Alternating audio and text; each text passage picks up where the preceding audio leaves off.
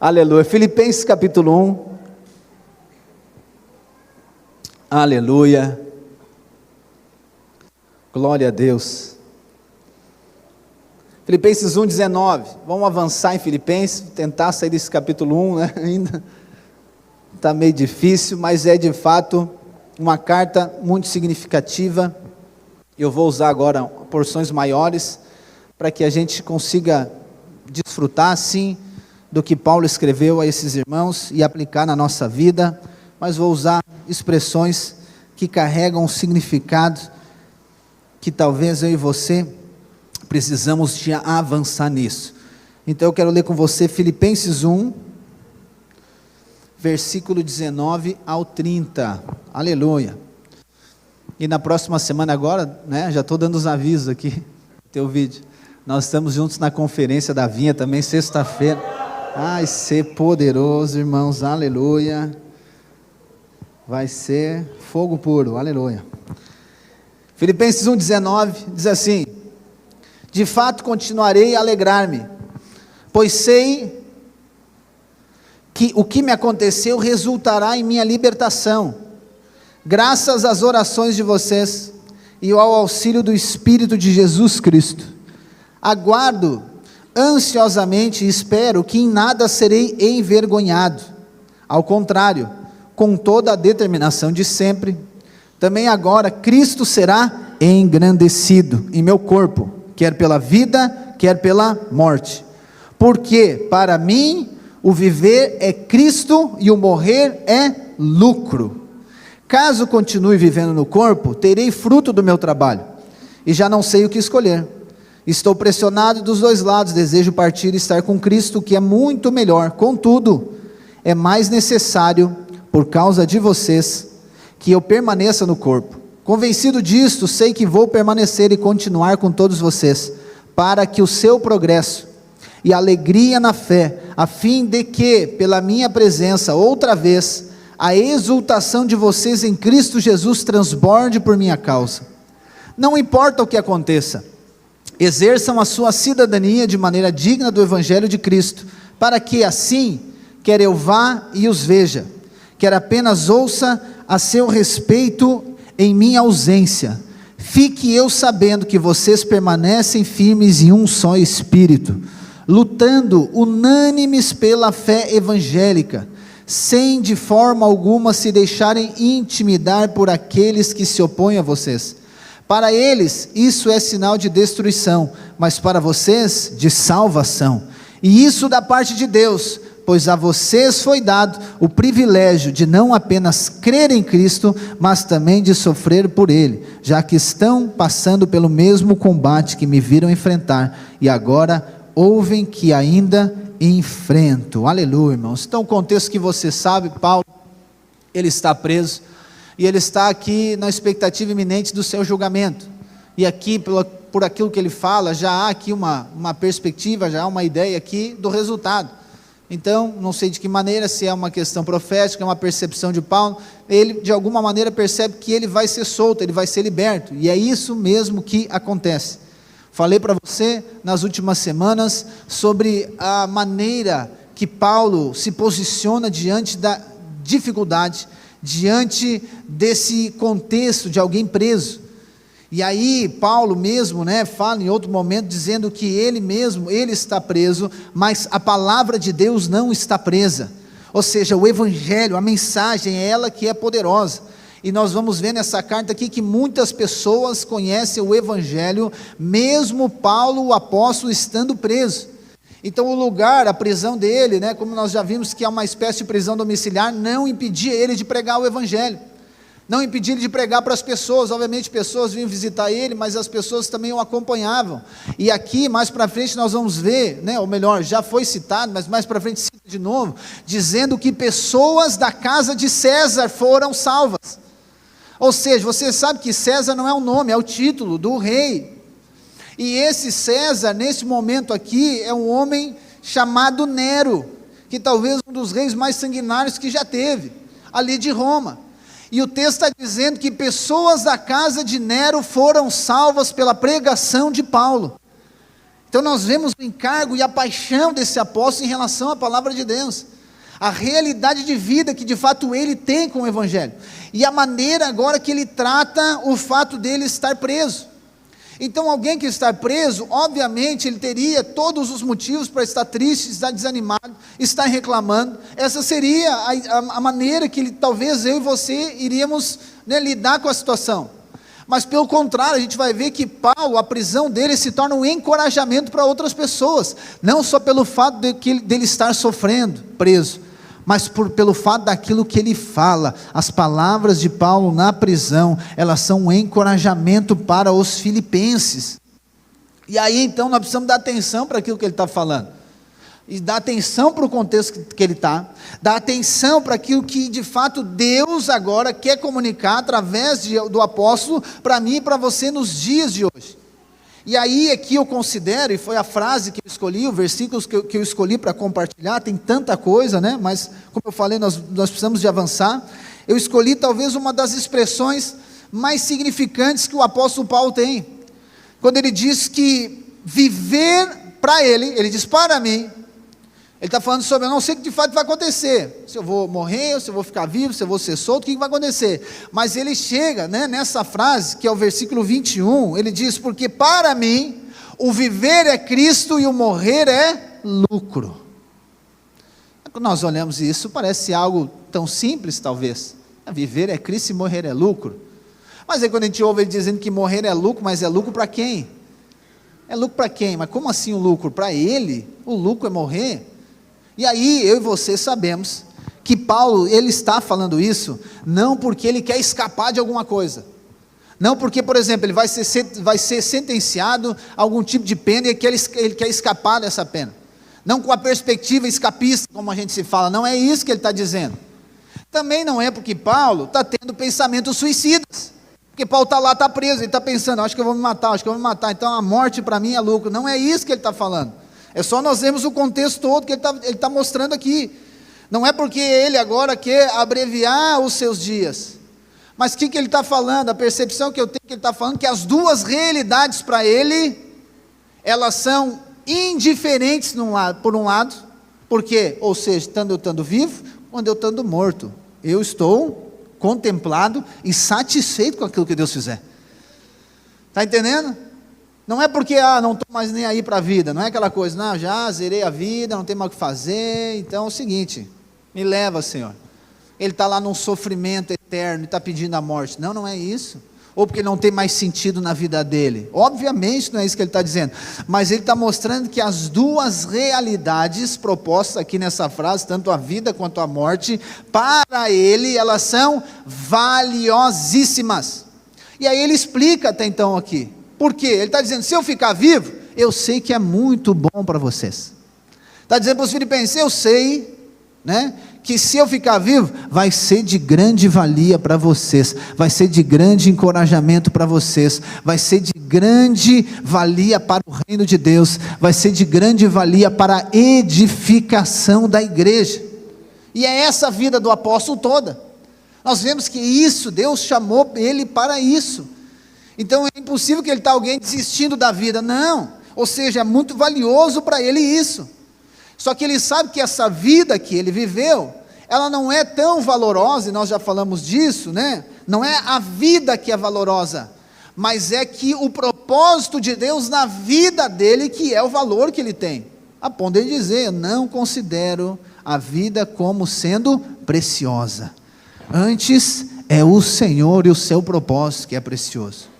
Mas também ele traz agora algo que pode espantar, ou até escandalizar alguém que não entende, ou ainda não tem a revelação da graça de Deus, e não tem talvez até a experiência com o amor de Deus, que ele está dizendo que para ele morrer é lucro. Mas ele não está falando da morte. Vamos lá, irmãos, e talvez hoje você tinha um grande problema com a morte. Não estou dizendo que você tem que ter afinidade com a morte, mas eu sei que talvez você tem muito medo da morte, você não gosta nem de pensar na morte, e não estou dizendo que você tem que pensar na morte também, Não, não fique pensando na morte, não é um assunto legal para você ficar pensando, não é. Mas eu e você sabemos que um dia ela vai chegar, sim ou não? Vamos lá, como que você fica diante de uma situação de morte? Isso mostra a sua perspectiva em relação à morte. Geralmente, você que já participou de algum funeral onde eu estive presente, talvez seja a perspectiva da morte que nós temos. Eu e você sabemos que a morte, ela não é o final de nada. Ela não é o final. A morte, ela é o final, se nós quisermos considerar como final do nosso tempo aqui, nesse tempo. Depois, nós voltaremos. Se alguém morrer antes do Senhor voltar, depois nós voltaremos para cá. Porque é isso que a palavra diz, que o Senhor que desce, a Nova Jerusalém vem, a eternidade vai acontecer lá na frente. Só que geralmente quem não crê no Evangelho, quem não tem uma experiência com a eternidade, quem não tem uma experiência da vida eterna, ele considera como a morte sendo algo que é irresolvível. Nem sei se tem essa palavra. A maioria das pessoas tem isso, sabe por quê? Não é porque elas não creem em Cristo, é que elas não conseguem aplicar a fé de Cristo nisso, e hoje eu vou fazer isso com você. Mas a maioria das pessoas, elas veem isso por quê? Porque é a única coisa que eu e você, talvez única não, uma das coisas que nós não conseguimos controlar. Quando você está diante de uma situação de morte, você vê, cara, eu não sou nada mesmo, e não governo nada mesmo. Porque Deus pode fazer o que Ele quer, na hora que Ele quer, do jeito que Ele quer. E assim, hoje nós estamos aqui, amanhã talvez não vamos estar. Entende por quê? Porque é assim que funciona, é dessa maneira. A palavra diz que entrou o pecado, e com o pecado entrou a morte. Só que para nós a morte não é o final. A morte, para mim, para você que crê em Cristo, a morte ela é um momento de transição. Então Paulo não está dizendo que a morte em si é lucro, ele está dizendo o que vem depois da morte é lucro. O que vem depois da morte é lucro. Viver é muito bom, cumprir o propósito de Deus é muito bom, edificar a igreja é muito bom, encorajar os filipenses, encorajar os irmãos, isso que Paulo está dizendo é muito bom, eu sei que esse é o meu propósito, mas diante de tudo que eu já vivi, diante de tudo que eu já vi, já experimentei da graça de Deus, viver, eu entendi que viver é Cristo, mas morrer é lucro. Por quê? Porque depois da morte eu vou estar face a face com meu amado. Ele não está pensando na morte, não está pensando no funeral, não está pensando nas despesas do funeral. Ele está dizendo, morrer é lucro, por quê? Porque depois da morte, imediatamente após a morte, eu vou estar com aquele que muito me amou, com aquele que se entregou por mim, eu vou estar face a face com o verbo de Deus, com o Criador da vida, com o consumador da fé. Por isso que ele está dizendo, morrer é lucro, irmãos. Mas eu quero falar da vida, vou deixar falar da morte, está no final. Você vai estar tão cheio de vida que você vai ter outra perspectiva da morte. Esse versículo 21, então, Paulo fala que viver é Cristo e morrer é lucro.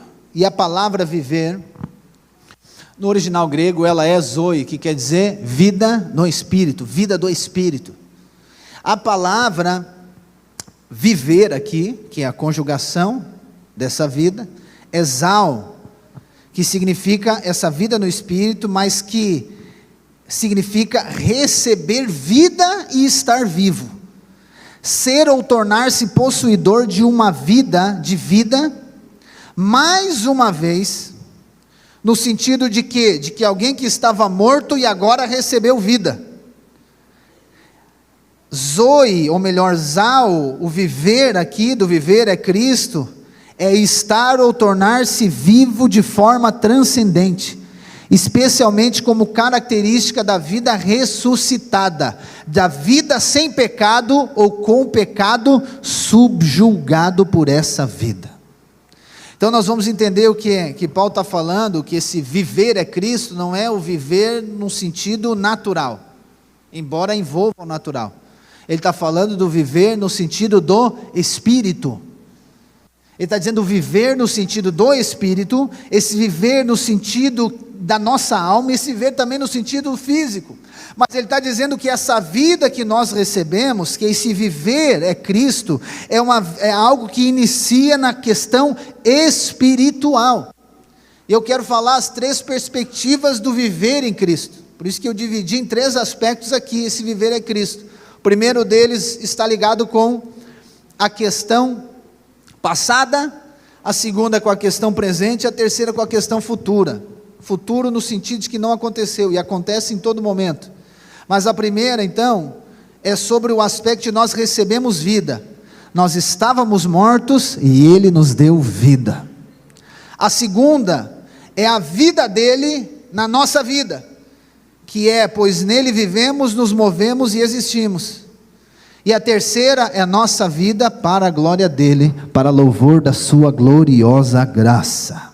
Primeiro aspecto, então, estávamos mortos e ele nos deu vida. Vamos ler Efésios 2, versículo 1.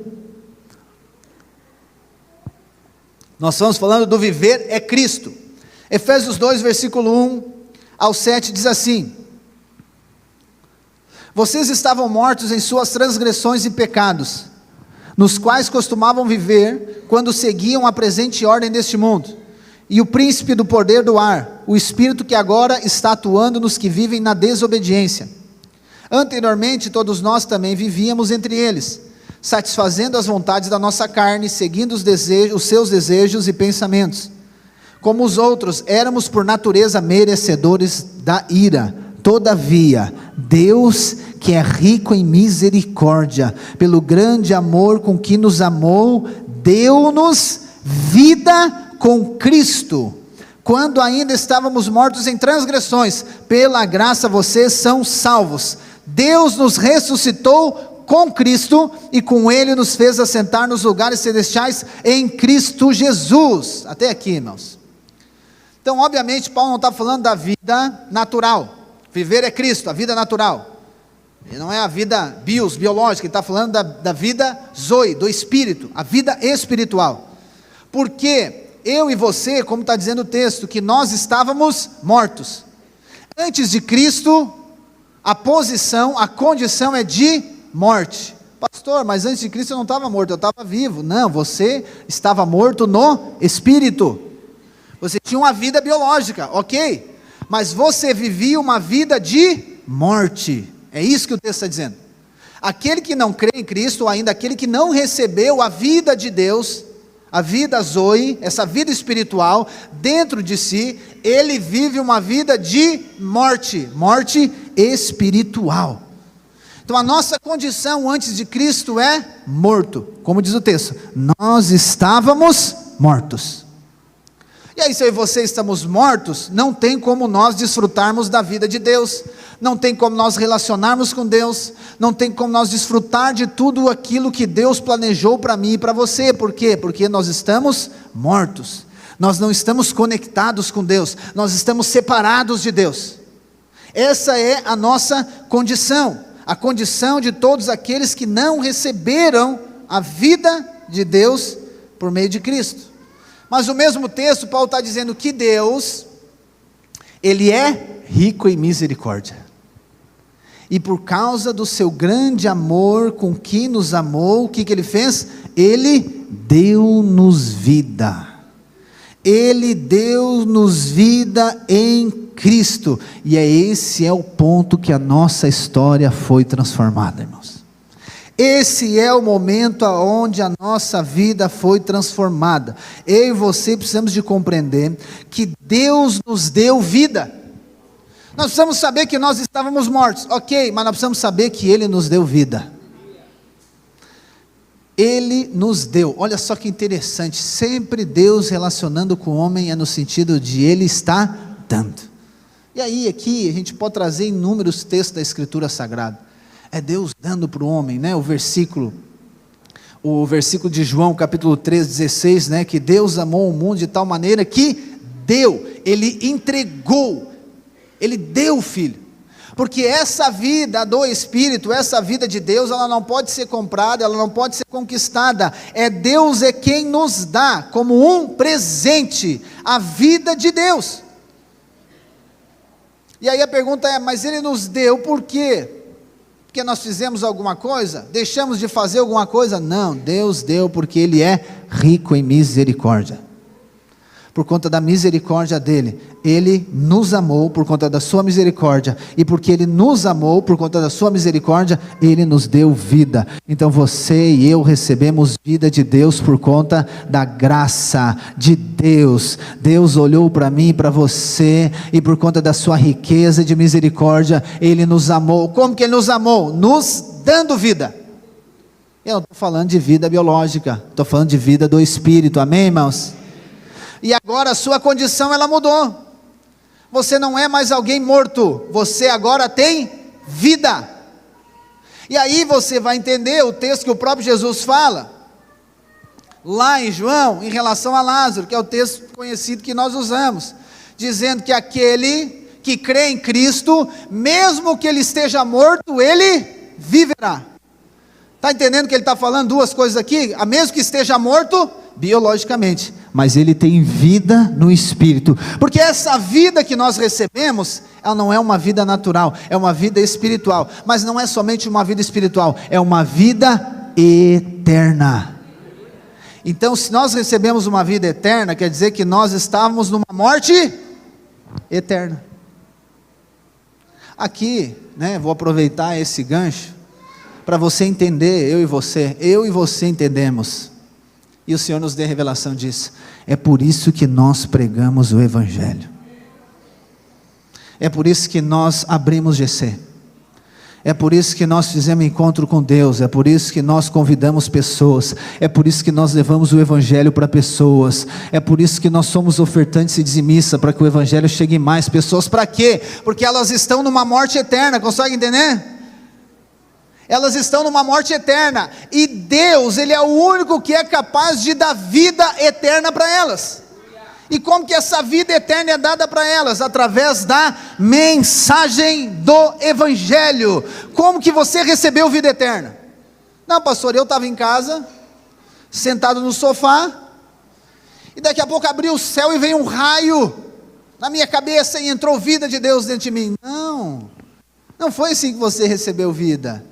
Alguém pregou o Evangelho para você, alguém falou a mensagem do Evangelho para você, alguém disse para você que Deus deu o Filho para todo aquele que nele crê, não pereça, mas tenha vida eterna. Alguém disse para você que Jesus Cristo foi entregue pelo meu e pelo seu pecado, por conta das suas transgressões, por causa das nossas transgressões, Ele foi ferido, por causa dos nossos pecados, Ele foi transpassado, mas Deus ficou satisfeito com o sacrifício do Cordeiro puro, santo, que é Jesus Cristo, e Deus o ressuscitou, e quando Deus o ressuscitou, Ele nos deu vida com Cristo agora. É por isso que o Evangelho tem que ser pregado, irmãos. É por isso que nós temos que pregar o Evangelho. É por isso que Paulo diz para Timóteo, os últimos conselhos que ele dá para Timóteo, ele diz: Timóteo, pregue a palavra em tempo e fora de tempo, em tempo e fora de tempo. Todo mundo que olha para aquele texto, ele acha que a palavra no sentido de exortação, não, tem que exortar, com certeza, isso faz parte, está dentro da mensagem do Evangelho, mas ele está dizendo para Timóteo, as pessoas estão na morte eterna, e tu tens, como nós cantamos aqui, as palavras de vida eterna, que é de Jesus. E essas palavras de vida eterna, elas transformam não a condição da pessoa agora somente, transforma a condição dessa pessoa eternamente. Tem um movimento que é maravilhoso, e eu sou muito inspirado por eles, e eu preciso aprender muito mais, que é um movimento que nos instiga à questão do servir e do trabalho social com as pessoas, e nós vamos chegar lá, eu oro todo dia por isso. Só que eles acham que a pessoa é salva simplesmente pelo trabalho social, é ajudar os pobres, é ajudar as pessoas. Sim, nós temos que fazer isso, mas nós precisamos entender que ajudar o pobre, vamos pegar aqui, ajudar o pobre não muda a vida dele eternamente, arruma a vida dele, ajusta a vida dele momentaneamente, mas a palavra a mensagem do Evangelho, a palavra da graça, transforma a vida eterna da pessoa. Nós temos que ajudá-la momentaneamente, sim, mas não podemos esquecer que o que muda ela eternamente, irmãos, é a mensagem do Evangelho, é a pregação da graça de Deus, porque a única coisa que traz vida para uma pessoa que está morta é a mensagem, é Cristo, Ele é a vida de Deus. Que foi isso que aconteceu conosco. Foi isso que aconteceu conosco. Você, irmãos, aleluia, eu estou só no primeiro ponto. Você tem vida eterna. Você tem vida eterna, mas não é uma vida eterna. Como é que a gente fica pensando? Eu ficava pensando, como é que vai ser a vida eterna? Sem saber que eu já tinha recebido a vida eterna, né? Eu ficava pensando, como é que vai ser a vida eterna? O que nós vamos ficar fazendo lá na eternidade? Você já pensou ou não? Alguns não pensaram, é só eu que penso umas coisas mesmo. Eu falei, como é que vai ser a eternidade? Aí eu fiquei sabendo, através do Espírito Santo, que eu já tinha recebido a eternidade. A minha vida já era eterna. Então a eternidade não ia começar quando eu morrer, a minha eternidade começou quando eu recebi a Cristo. Então a vida que eu vivo, ela é uma vida eterna. A vida eterna. E eu comecei a pensar que eu precisava valorizar mais a vida eterna do que a vida passageira. A vida passageira é o que deixa você preocupado, não é? Deixa você angustiado, deixa você nervoso, deixa você atribulado, é a vida passageira. Mas é porque você por algum momento esqueceu que a sua vida é eterna. Oh, irmãos, essa vida é eterna. Nós estávamos na morte eterna, mas agora nós estamos na vida eterna. Eu gosto muito também, constantemente cito esse texto lá de Lucas 10. Jesus envia os seus discípulos para expulsar demônio, curar as pessoas, os 70. E quando eles voltam muito felizes. Eu fico imaginando a cena. Jesus, era só falar no teu nome e o demônio saía. Era só falar no teu nome e a pessoa, o paralítico andava. Jesus disse, muito bom, maravilhoso. Mas Jesus disse, alegre-se, não só por isso, ou melhor, alegre-se não principalmente por conta de que os espíritos se sujeitem a vocês, mas alegre-se porque o nome de vocês está escrito no livro da vida. A vida eterna, ela precisa ser celebrada todos os dias. Todos os dias nós precisamos celebrar, por quê? Porque nós estávamos mortos. E nós recebemos isso, e aqui nós recebemos a vida de graça. Não recebemos a vida por conta de algum desempenho nosso. Não recebemos a vida de Deus por conta de alguma atitude, de algo que eu e você fizemos, mas recebemos por conta do quê? Da misericórdia e bondade de Deus para conosco. E Paulo diz que em Efésios, que nós recebemos a vida com Cristo. Com Cristo. A vida com Cristo. Pastor, mas como assim? Jesus também estava morto e nós recebemos vida com Ele? Sim e não. Não, porque Jesus Ele é Deus, amém? Mas sim, porque Deus se fez homem. Então por que ele diz que nós recebemos a vida com Cristo? Nós fomos ressuscitados com Cristo, porque Deus se faz homem em Jesus. E como homem, a palavra nos mostra que Ele morreu. Eu prefiro dizer que Ele entrou na morte. Ele entrou na morte, mas depois Ele ressuscitou. E a coerência teológica, bíblica do Novo Testamento, eu não vou mostrar para vocês o texto, você sabe que quando Cristo morreu, nós morremos com Ele. E quando Cristo ressuscitou, nós ressuscitamos com Ele. É isso que Paulo está dizendo, Ele nos deu vida com Cristo, nós morremos com Cristo e ressuscitamos com Cristo. Então a vida de Deus, que é a vida que está em Cristo, ela está onde? Em você, irmãos. Aleluia, aleluia, irmãos. E aí Paulo diz, irmãos, pela graça vocês são salvos. Pela graça vocês são salvos. Olha só, nós estávamos mortos, recebemos vida. Por conta do quê? Da maravilhosa graça de Deus. Por conta do seu favor imerecido. Então quando Paulo diz viver é Cristo, o que ele está dizendo? Isso aqui.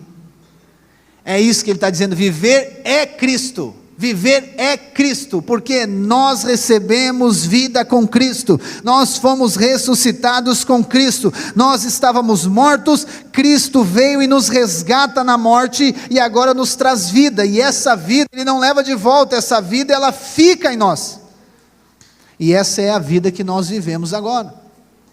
Então esse é o primeiro ponto, né, que eu coloco como uma questão passada. Isso já aconteceu com você. Você que crê em Cristo, isso já aconteceu com você, amém? O segundo aspecto está ligado com essa questão presente, ou seja, com a maneira que nós vivemos os nossos dias, mas não maneira no sentido de conduta, no sentido de comportamento, não, mas a maneira que nós vivemos, como diz lá em Atos, leia junto comigo aí, Atos 17, 28. Que Paulo ele está no seu discurso em Atenas, não vou ler todo e também nem vou explicar o contexto para não perder aqui. Mas Paulo fala também uma frase que é muito significativa. Ele diz, pois nele, e aí nele ele está falando de Jesus, pois nele nós vivemos, nos movemos e existimos. Então qual que é o centro aqui dessa palavra? É nele, é Jesus, é Ele. Então olha só, quando Paulo diz o viver é Cristo, ele está dizendo que é porque nele nós vivemos. Vamos lá, no passado nós recebemos vida, amém? Mas no presente nós vivemos nele, ou seja, nós fomos colocados em Cristo. No passado, Ele foi colocado em nós, amém? O Espírito habita em nós, aleluia. Mas agora no presente nós fomos colocados nele, nós estamos nele, e nele nós vivemos, nos movemos e existimos, ou seja, nós só vivemos, só nos movemos e só existimos por causa dele, ou seja, nós só vivemos, só nos movemos e só existimos por conta da graça maravilhosa de Deus, por conta de Cristo. Tem outro texto também, Colossenses 1,17, que é muito impactante em relação a isso. Abra aí, Colossenses 1,17, que está dentro daquela poesia do capítulo 1, em relação ao que Cristo é. Chega um momento que Paulo ele diz assim, Ele é antes de todas as coisas. A segunda parte, e nele tudo subsiste. Mais uma vez encontramos a expressão nele, pronome nele, nele, determina, o que esse nele está determinando? Que nele tudo subsiste, que nele, em Jesus, isso, ou ele determina a existência de todas as coisas. Irmãos, e eu fui procurar essa palavra todas as coisas. Fui pesquisar o original dela. E sabe o que eu descobri? Que são todas as coisas mesmo. Todas as coisas só existem por causa de Jesus. Eu e você só estamos aqui respirando, sabe por quê? Porque Ele está vivo e respirando. Tudo, todas as coisas subsistem por causa dEle. Pastor, é só os crentes? Não, é todas as coisas. Todas as coisas só existem por conta dele, ou seja, Cristo é a base e fundamento da criação, de todas as coisas. Lembra que João capítulo 1 diz? Que tudo foi feito por intermédio dele, e sem ele, nada do que foi feito existiria, amém? Mas aqui o texto está dizendo que ele, Jesus Cristo, é a razão por conta de que todas as coisas elas permanecem existindo. Então não é porque só todas as coisas existem por causa dele, elas só permanecem existindo por conta dele, nele tudo subsiste. Então Paulo está dizendo que viver é Cristo, só permanecemos existindo e vivendo por conta de Cristo, nós só vivemos e permanecemos vivendo por conta da graça de Deus que é Cristo Jesus. Então eu e você não somente temos vida, por conta de Jesus ser a base e ser o fundamento, ou ser o motivo e a motivação para isso, mas também nós só vivemos por conta de Cristo, por conta da graça de Deus, ser o meio pelo qual nós vivemos, irmãos. E aqui nós chegamos num momento muito importante na vida cristã, que é de fato o entendimento e a revelação dessa vida de Deus, quando nós entendemos que essa vida de Deus, ela é não semelhante, mas ela é significativamente um sinônimo, vamos usar sinônimo até vir outra palavra, a vida de Deus, ela está ligada com a graça de Deus, ok? A vida de Deus e a graça de Deus. Jesus, a palavra diz que a lei veio por intermédio de Moisés, mas a graça e a verdade vieram por meio de Jesus. Ou seja, Jesus não veio e entregou a graça, Ele mesmo é a graça, ok? Ele mesmo é a graça. E aí agora nós vivemos por meio dessa mesma graça. Jesus é o único mediador, irmãos. O único mediador, amém? Ele é o único. Nós só vivemos por conta dEle, nós subsistimos por conta dEle. Deus nos ama por causa de Cristo, amém? Deus nos abençoa por conta de Cristo, Deus nos perdoou por conta de Cristo, Deus nos aceitou por conta de Cristo, ou seja, Ele é o nosso mediador. Não existe outro mediador entre nós e o Pai, entre nós e Deus, somente Cristo, somente Ele é a graça de Deus, Ele é a imagem do Deus invisível, Ele, o Jesus, o Filho de Deus. E isso aqui precisa ser de fato um fundamento na nossa vida cristã, para nós entendermos que vivemos por meio de Cristo. De novo, recebemos a vida por conta de Cristo, amém? Mas vivemos essa vida que nós recebemos por meio de Cristo também. Porque se eu e você não entendermos que eu e você vivemos a vida por meio de Cristo, que é a graça, nós vamos viver a vida pela lei. E aí nós temos um problema, porque essa vida que nós recebemos, preste atenção aí, é muita vida e muita, é vida para cá e vida para lá, mas cada uma tem a sua aplicação. Porque se nós não vivermos, preste bem atenção agora, porque se nós não vivermos a vida que nós recebemos de Deus pela graça, nós vamos viver pela lei, amém? Mas se nós vivermos a vida que nós recebemos pela lei, logo a vida que nós recebemos irá se tornar morte, porque a lei ela gera morte. Paulo diz em Gálatas capítulo 2, versículo 19 e 20, acompanhe junto aí, olha o que ele fala: pois por meio da lei eu morri para a lei, a fim de viver para Deus. Eu fui crucificado com Cristo, olha só o que ele fala agora, assim, já não sou eu quem vive, mas Cristo vive em mim. Olha essa última parte, a vida que agora vivo, aqui ele está falando que eu disse para os irmãos, a vida que agora vivo, ou seja, que vida é essa? A vida de Deus. Então essa vida de Deus que agora vivo, no meu corpo, eu não saí do corpo, eu continuo com o corpo, na carne, outra versão diz, a vida de Deus está em mim, essa vida está na minha carne, amém? Aí ele está dizendo, como que eu vivo essa vida? Vivo pela fé, no Filho de Deus que me amou e se entregou por mim. Ou seja, o que ele está dizendo? Vivo pela fé no Filho de Deus, ou seja, vivo pela fé na graça de Deus. Então ele está dizendo logo, não sou mais eu quem vive, mas é Ele quem vive em mim, ou seja, porque eu recebi a vida de Deus, amém? Nós recebemos a vida de Deus por conta da morte e ressurreição de Cristo, morremos com Ele e ressuscitamos com Ele, e agora a vida que vivemos, vivemos pela fé, vivemos pela graça e não pela lei, irmãos. 2 Coríntios capítulo 13, não vou ler com você, depois você lê em casa, tema de casa, anote aí, faz a casinha, tema de casa, tudo bem? 2 Coríntios capítulo 13, mas tem lá versículo 6, Paulo ele conclui uma primeira parte, ele diz, porque a letra, ele está falando da lei, porque a letra mata, mas o Espírito vivifica. A letra mata no sentido de que não é letra, no sentido literal, palavra de Deus, letra, ele está se referindo à lei.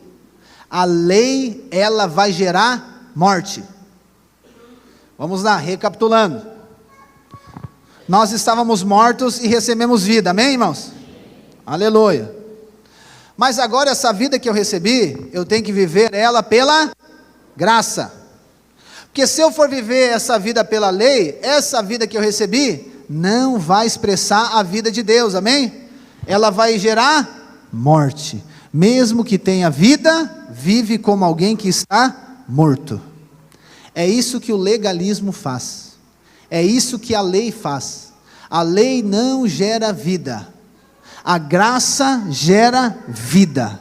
A graça expressa vida. A graça é a provisão do céu para mim e para você. Jesus falou em João capítulo 6.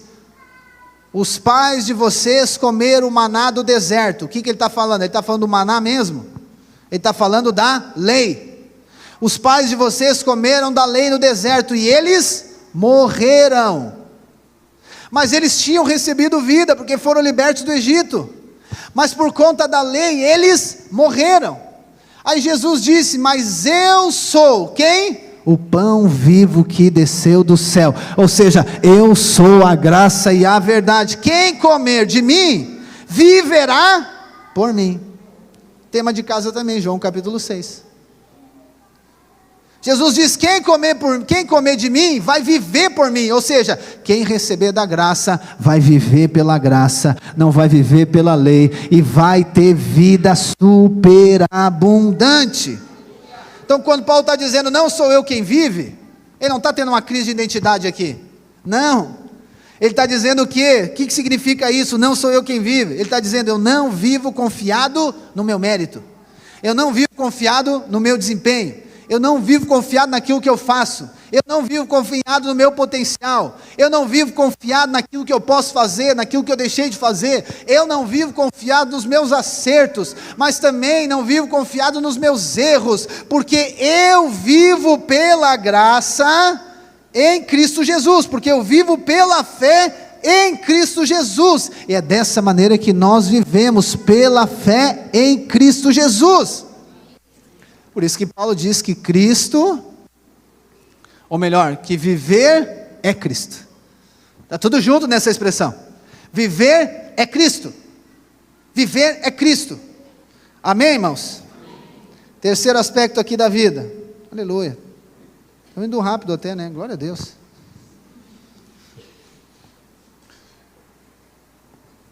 Primeiro aspecto falou em relação ao passado. O segundo em relação ao presente, esse em relação ao futuro. Só que não é um futuro lá distante, não, é um futuro de um dia para o outro. É no sentido de resultado. Nós recebemos vida de Deus e vivemos pela vida de Deus, amém? E isso vai gerar algo para a glória de Deus. Então é uma questão futura. Depende das outras duas. Só é possível viver para a glória de Deus quando eu recebo a vida de Deus e vivo pela vida dele. E isso vai gerar glória de Deus. Então recebemos a vida de Deus, vivemos essa vida para que resulte na glória de Deus. Abra aí Romanos 11. Romanos 11, versículo 36. Aleluia, outro versículo fantástico. Romanos 11, versículo 36. Aleluia, Jesus. Oh Deus. Ó, vamos ver aqui juntos.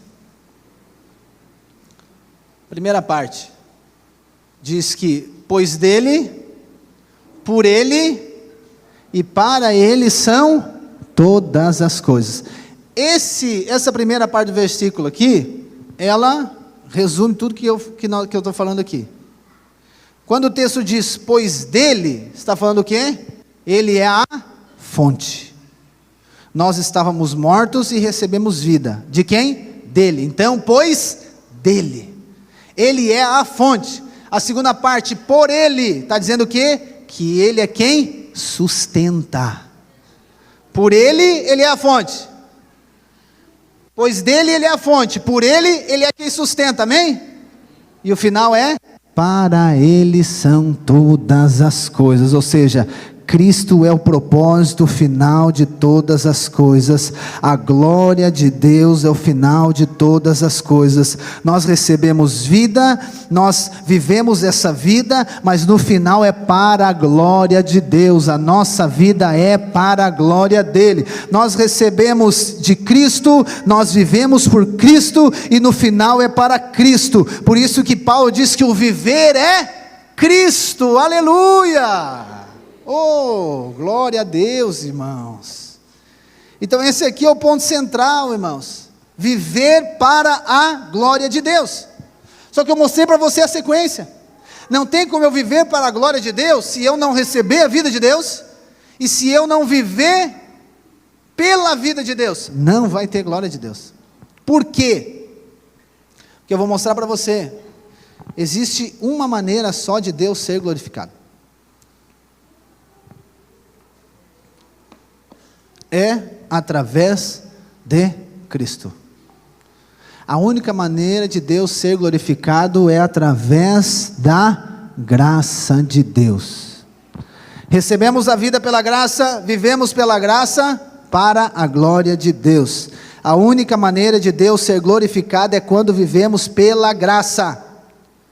Muitas pessoas querem viver a glória de Deus e acreditam que viver para a glória de Deus está ligado com acreditam que para viver para a glória de Deus, isso está ligado com confiar naquilo que faz, confiar nas suas obras. Então eu vou viver para a glória de Deus, pastor, eu vou conquistar para a glória de Deus, eu vou trabalhar para a glória de Deus, o meu casamento vai ser para a glória de Deus, os meus filhos vai ser para a glória, tudo vai ser para a glória de Deus, amém, glória a Deus e aleluia. Sim, esse é o final da história.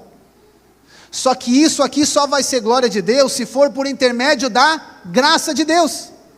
Imagina só, que eu e você estamos construindo uma casa, e nós começamos a construir essa casa para a glória de Deus, amém, irmãos? Só que nós construímos essa casa com base no nosso mérito, no nosso esforço e nosso desempenho.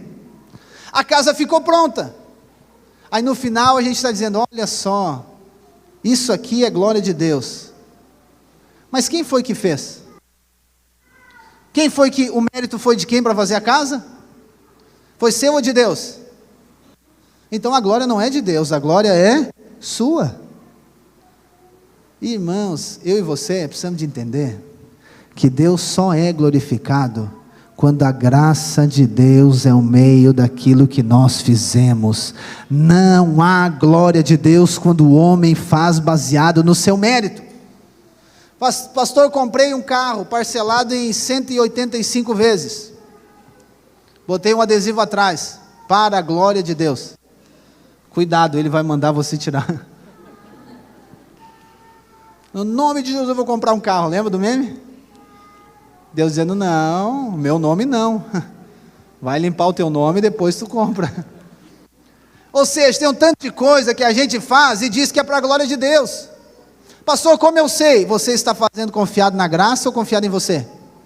Se você está confiado em você, eu preciso dizer para você, com encargo e com amor pela sua vida, não é para a glória de Deus. Pastor, mas eu vou conquistar tudo, eu vou conquistar, eu vou fazer e no final eu vou dar a glória para Deus. Você até pode dar de boca, mas não foi construído pela graça. Se não é construído e edificado pela graça, não tem glória de Deus, irmãos. É o homem que é exaltado, é o desempenho humano que é exaltado. Pastor, quer dizer que eu não tenho que trabalhar? É claro que deve trabalhar, mas você não deve trabalhar confiado em você, você deve trabalhar confiado na graça de Deus. Porque aí, irmão, se você já teve inúmeros testemunhos, eu estou chovendo no molhado aqui, porque quando você confia em você, é tão difícil de alcançar um resultado, não é?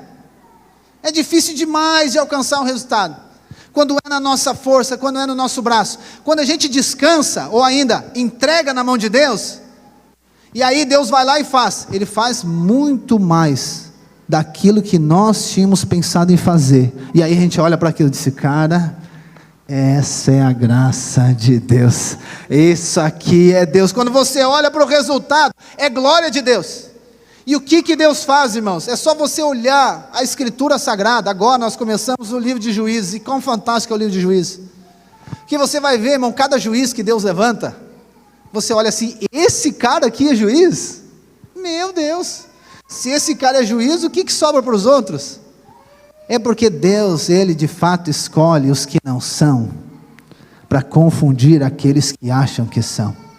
Deus escolhe os fracos, loucos e desprezíveis para confundir aqueles que se acham sábios. Deus pega aqueles fracos, aqueles lá à margem da sociedade, aqueles que não têm nenhum tipo de condição quando olham para si, e Deus faz o quê? Deus manifesta a graça dele sobre a vida dele, porque quando o resultado vem, as pessoas vão olhar e vão dizer o quê? Cara, realmente, o incrédulo faz isso. Ele olha e diz assim, realmente, cara, só pode ser Deus, não tem como ser aquela pessoa. Pega a história dos apóstolos, irmãos, pega a história de Pedro, né? Pedro é fantástico. Eu acredito que Pedro usava havaianas com prego embaixo, eu acredito, e ainda eram uns 2, 3 dedos mais menor o chinelo, sabe aquele? Todo rachado por baixo, havaianas tradicional, aquele azul e branco. A palavra diz que as pessoas disseram, quando eles começam a pregar, eles olham para eles assim, como que esses judeus, não é samaritano, é de onde mesmo? Galiléia, como esses galileus iletrados estão fazendo o que estão fazendo? Os caras, só pode ser Deus, só pode ser a graça de Deus, irmãos. Então eu quero mostrar para você, que o nosso propósito é viver para a glória de Deus, amém?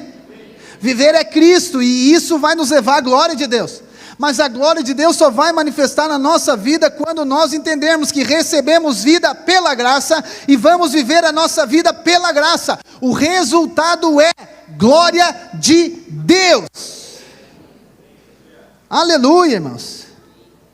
Como disse John Piper, ele tem uma frase que é marcante, que é: Deus é mais glorificado em nós, à medida que nós somos satisfeitos nele. O que ele quer dizer? Que Deus é mais glorificado quanto mais nós dependemos da graça. Deus não é glorificado quanto mais você faz baseado no seu mérito, quanto mais você faz baseado na sua força natural. Deus é mais glorificado quando eu e você dependemos mais dele, porque é mais graça. Lembra da experiência de Paulo em 2 Coríntios? Quando ele está com espinho na carne. Por isso que eu falei para você que tem algumas crises que elas não vão passar, elas vão continuar. Ele está com espinho na carne, e ele vai lá e ora, e pede, ele pede para o Senhor: Senhor, tira esse espinho da carne, tira esse espinho da carne de mim, tira esse problema da minha vida, tira essa crise da minha vida, resolve esse problema aqui, sei lá, pode ser uma enfermidade, pode ser um problema financeiro. O que Deus diz para ele? Não vou tirar. Aí Deus diz por quê? Não vou tirar, por quê? A minha graça te basta, porque o meu poder, ele se aperfeiçoa aonde? Na fraqueza. Eu sei que você tem resistência, vou usar essa palavra, você tem resistência em aceitar suas fraquezas, só que as suas fraquezas é o motivo por conta que a graça de Deus manifesta na sua vida. Porque se eu agora anulo as minhas fraquezas, não estou dizendo que você tem que expor as suas fraquezas na rede social, não me entenda errado, mas você para você mesmo. Até hoje você lutava contra as suas fraquezas. Por que eu tenho isso? Por que eu sou desse jeito? Por que eu sou assim? Por que isso? Por que isso não resolve? Por que isso? Por que isso? Por que isso? Por que isso? Pare de lutar contra isso. Deus tira isso, Ele não vai tirar, porque a sua fraqueza é a maneira que Deus utiliza para que a graça manifeste. Pastor, mas então é automático? Não, você precisa buscar nele, você precisa depender dele. Quando o Senhor envia você e coloca você diante de um desafio que você nunca viveu, como é que você fica? Apreensivo? Assustado, sim ou não? Aí o que você faz? Começa a olhar para você: cara, mas não tem como, eu não consigo fazer isso aqui, não tem como, isso aqui é impossível. Quando nós olhamos, né, eu tenho sempre, constantemente isso, o Senhor nos coloca no lugar, e de fato Ele está sempre no meu coração dizendo que há muita terra para nós conquistar, há muita gente para ser salvo, há muito GC para nós abrir, há muita cidade para nós entrar, e isso queima no meu coração de fato. Eu digo: Deus, mas como isso vai acontecer? Isso aqui demanda de gente, isso aqui demanda de condição financeira, isso aqui demanda de estrutura. E aí quando eu me pego, eu estou olhando para as minhas fraquezas, para as minhas fragilidades, mas eu me esqueço, porque se Deus falou que de fato vai fazer, vai acontecer, eu não tenho que olhar para mim, eu tenho que olhar para Ele que falou. Então Ele vai prover, para que depois que aconteça, a glória seja dEle, irmãos, porque senão a é nossa, entende? Se eu e você tivermos a condição de fazer aquilo que Deus tem direcionado você para fazer, cuidado, porque daí não é a graça de Deus, aí pode ser você que vai fazer, confiado naquilo que você sabe fazer. Mas quando Deus agora direciona você a fazer algo que está muito, mas muito fora do seu alcance, está muito fora das suas possibilidades, eu quero dizer que é uma oportunidade de você viver na dependência da graça de Deus. Aleluia. Efésios 1, 5 e 6, Paulo diz: em amor nos predestinou para sermos adotados como filhos, por meio de Jesus Cristo, conforme o bom propósito da sua vontade, para o louvor da sua gloriosa graça, a qual nos deu gratuitamente no amado. Você foi feito filho de Deus, você é amado de Deus, para louvor da gloriosa graça de Deus. A sua vida é para louvor da gloriosa graça de Deus. Aquilo que Deus está fazendo na sua vida é para louvor da gloriosa graça de Deus. É para que as pessoas vejam, elas não vão ver você, elas vão ver a gloriosa graça de Deus através da sua vida, para a glória de Deus, amém? Amém. Vamos ler mais um versículo juntos aqui, 1 Coríntios 15, 10, olha que poderoso, 1 Coríntios 15, 10, mas, pela graça de Deus, Paulo está dizendo, sou o que sou, e sua graça para comigo não foi inútil, não foi ineficiente, não foi vã, antes trabalhei mais do que todos eles, contudo não eu, mas a graça de Deus comigo. Tem outra versão que é melhor ainda, diz que a graça de Deus através de mim. Olha só o que ele fala, coloca aqui, eu quero observar com você, vai dar? 1 Coríntios 15, 10. Quando nós olhamos para esse versículo aqui, aí talvez, e outro dia nós vamos falar, não sobre ele, mas sobre esse aspecto, que eu acho muito importante para mim e para você, porque eu sei que em algum momento eu e você, a gente fica um tanto confuso, pastor, mas até onde é eu, até onde é a graça, não é assim? Até onde, o que eu faço, o que eu não tenho que fazer, aonde que eu passo do limite da graça, onde que é eu? Olha o que Paulo está dizendo aqui, olha só, ele já está embasando e fundamentando tudo, ele diz, mas pela graça de Deus eu sou o que sou, ou seja, fui salvo pela graça, tenho vida pela graça, eu sou o que sou pela graça, e sua graça para comigo não foi inútil. Ele está falando do quê? Daquilo que ele fez, e aí ele detalha melhor o que ele fez. Antes, trabalhei mais do que todos eles.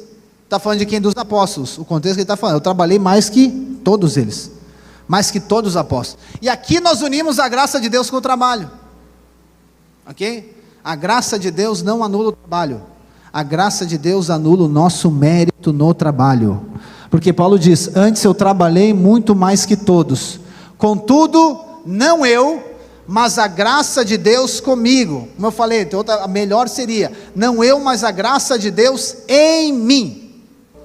Quando nós olhamos para esse versículo, e o tanto que nós conhecemos do apóstolo Paulo, quando você olha para cá, a glória é de quem? É de Paulo ou é de Deus, quando a gente olha? De Paulo ou de Deus? De Paulo ou de Deus, irmãos? De Paulo? Quem acha que é Paulo, levanta a mão. Irmãos, ele está dizendo, eu sou o que sou por causa de quem? Por causa de mim? Não. Por causa de quem? Eu fiz o que fiz por causa de quem? O resultado que eu tive foi por causa de quem? Então a glória é de quem, irmãos? Mas quem é que trabalhou? Está entendendo onde a graça e o trabalho se unem aqui? Onde o céu e a terra se encontram, aleluia. A graça não anula o trabalho. Quando mais você tem revelação da graça, mais você vai trabalhar. Só que a diferença é que vai frutificar muito mais. Muito mais, porque não é você, é a graça de Deus. Aleluia! Finalizando, com a morte agora. Viver é Cristo. Recebemos vida, vivemos nessa vida para a glória de Deus. Mas Paulo diz que morrer é lucro. Eu já falei um pouco para você sobre a morte aqui. E aqui nós entendemos que Paulo não está falando de morte espiritual, e nem da morte do eu, do nosso ego, como a gente diz, né? Que nós temos que morrer, tem que morrer, aquela coisa, né? Tem que morrer, tem que quebrantar, tem que submeter, negar a si mesmo. Também não é disso aqui que Paulo está falando. Paulo está falando de que morte, irmãos? A morte física. Ele está falando da morte física. Ele está dizendo a morte física, ela é lucro. E aí, obviamente, pode parecer estranho que ele considera lucro, mas por quê? E o que é lucro? Ou seja, é um benefício, é uma vantagem que eu recebo. Quando que a morte é lucro? A morte só é lucro quando o viver é Cristo. A morte só é lucro quando o viver é Cristo. Se o meu viver não foi Cristo, a morte não é lucro para mim. Mas se o meu viver é Cristo, a morte ela é lucro. Então o que Paulo está dizendo? O viver é Cristo, mas o morrer é lucro. Entende que a segunda depende da primeira? E a pergunta é: como que nós lidamos com a morte? Pastor, eu ainda tenho medo da morte. É bom, é saudável que você tenha medo. Isso mostra que você vai se comportar em algum certo sentido. Não vai atravessar uma rodovia com os olhos fechados. Mas não estou falando desse medo. Eu estou falando do medo daquilo que acontece depois da morte. Pastor, eu ainda às vezes nem posso pensar nisso. Eu não aconselho você a pensar. Eu aconselho você a viver Cristo. Até que você vai transbordar da vida de Deus.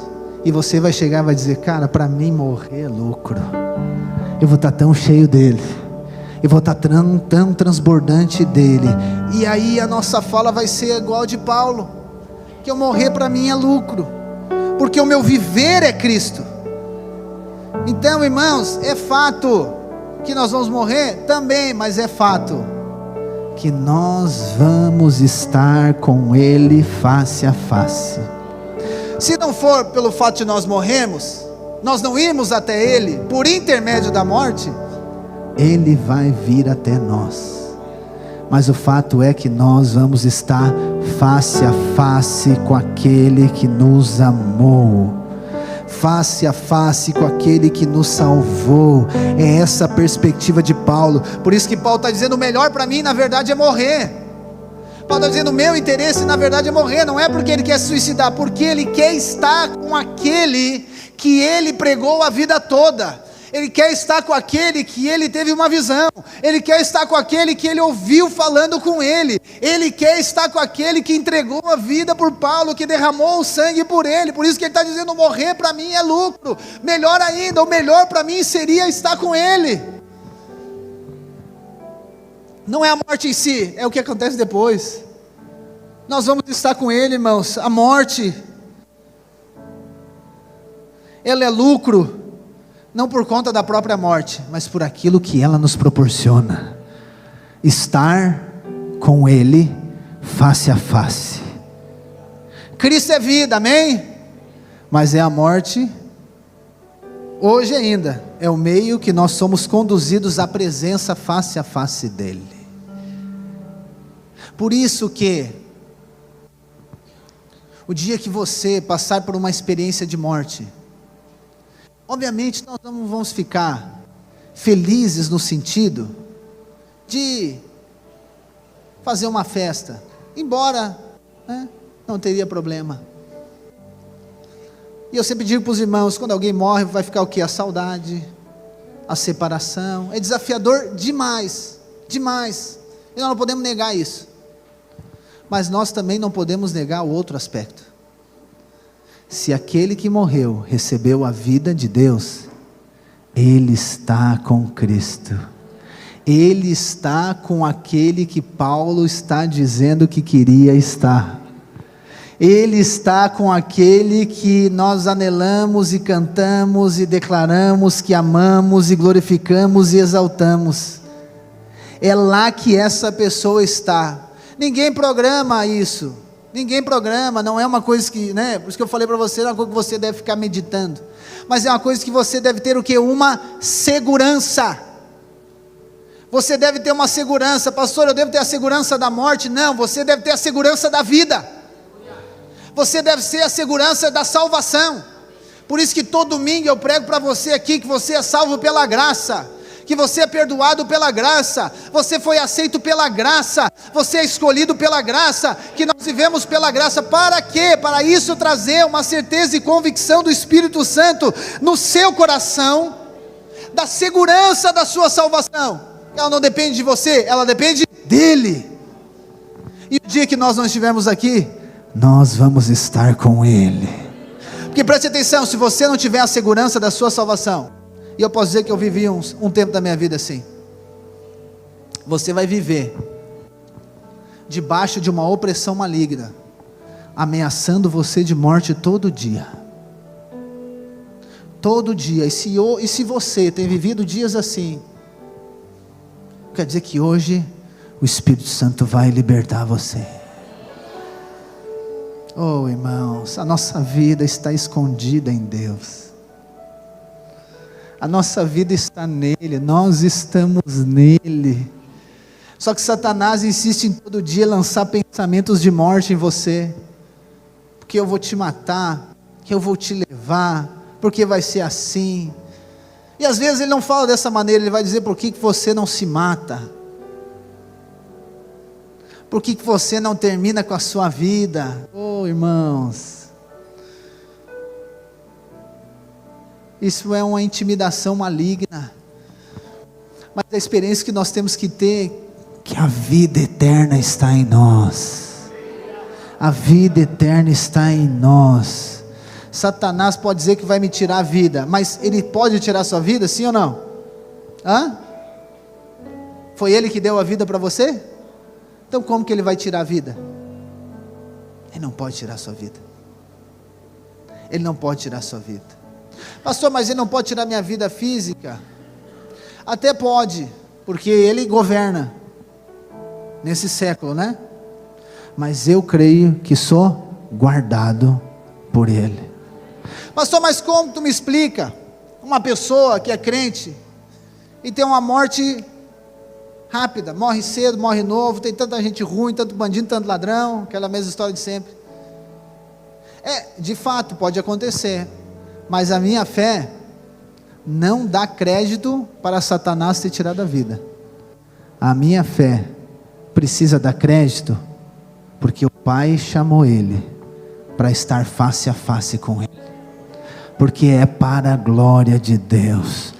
O Espírito Santo vai gerar em você hoje uma convicção da vida eterna no seu interior, que você recebeu a vida de Deus, e a sua vida está escondida em Deus, e nós sim vamos e veremos face a face, se não for através da morte, mas vai ser depois, quando ele vier. É por isso que Paulo está dizendo, é por isso que Paulo está naquela crise, irmãos. Eu estou numa crise, ele está dizendo: eu não sei se eu fico, eu não sei se eu vou. Eu não sei o que vai acontecer comigo, se eu vou ficar ou se eu vou ir, mas ele diz uma coisa eu sei: eu ficando ou eu indo, isso é glória de Deus, isso é glória de Deus, irmãos. A sua vida é para a glória de Deus. Se você está aqui e recebeu a vida de Deus, essa vida ela é eterna. Tem um monte de gente que nós temos que pregar a vida eterna para eles.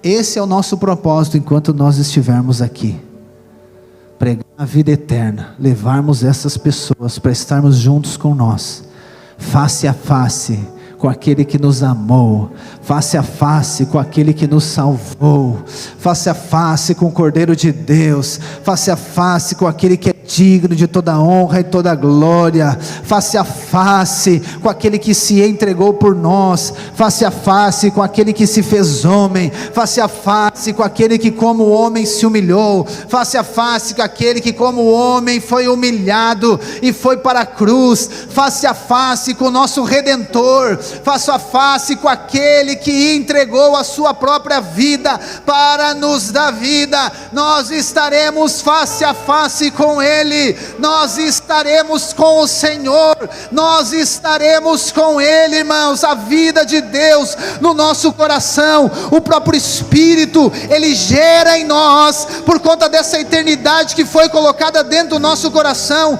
esse anseio, esse desejo de viver para a glória de Deus e de vermos a glória de Deus. Nós o veremos tal como Ele é, irmãos.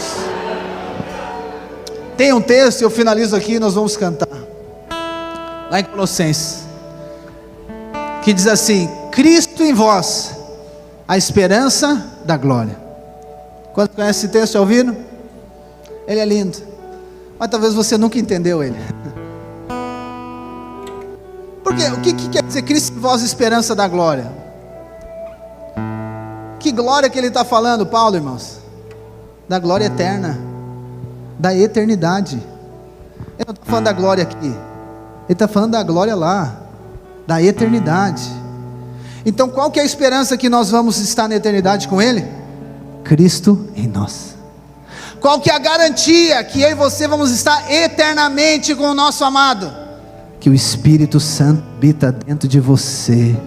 Cristo em vós, é essa esperança que nós temos da glória. E quando nós temos aqui, nós estamos com Ele, mas de uma maneira parcial, de uma maneira limitada, mas depois nós estaremos face a face, plenamente com Ele. Será como o sol da justiça, nós olharemos para Ele. Aí a gente sempre pergunta, né, o que nós vamos fazer lá?